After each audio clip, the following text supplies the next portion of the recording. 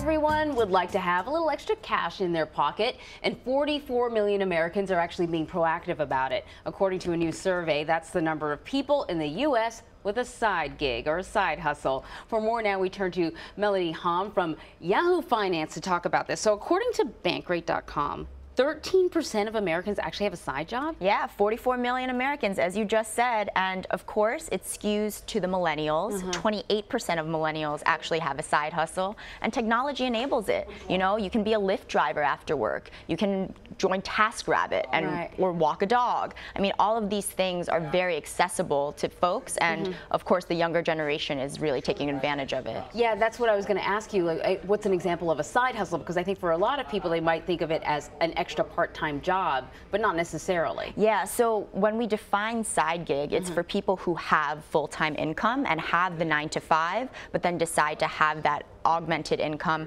A lot of people, like web designers, are really popular because they can go home and freelance, help work on their friend's site, maybe design wedding invitations, and all of that ends up accruing their annual income. And can you make a lot of money with a side hustle? Yeah, people are making thousands of extra dollars a month doing this. I mean, anecdotally, I have Lyft drivers all the time who are doing it on weekends, really hustling to make extra money for their family. With a baby on the way, they're trying to make sure that they're in a financially good place. Right.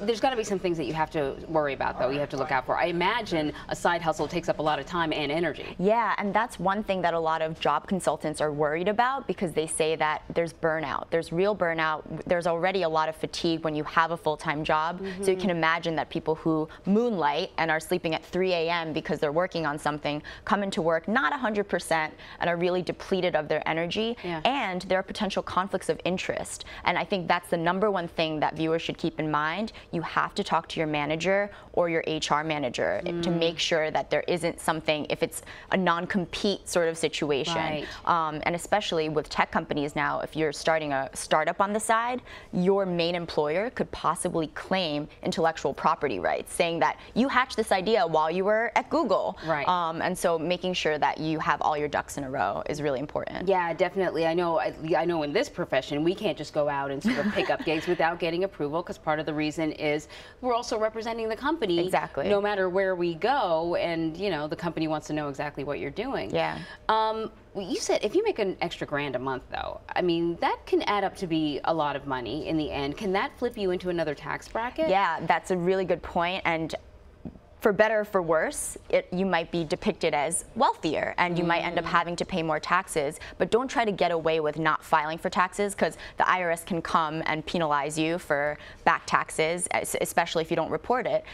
So making sure that you have that in order, even though you might think, oh, it's just an extra couple $100s, you want to be proactive about it rather than reactive. Okay, so the biggest things to consider when you're trying to embark on a side hustle: make sure you don't get burned out.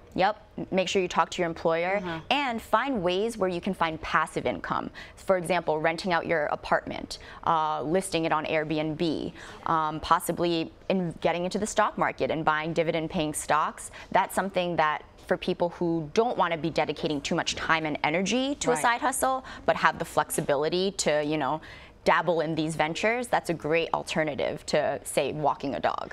Great advice. Go out there and get your money. There's some money out there for you, right? I want to get a side hustle right now, too. Me too. Melody Hahm, thank you. Thank you. Brought to you by Bright House Financial, established by MetLife.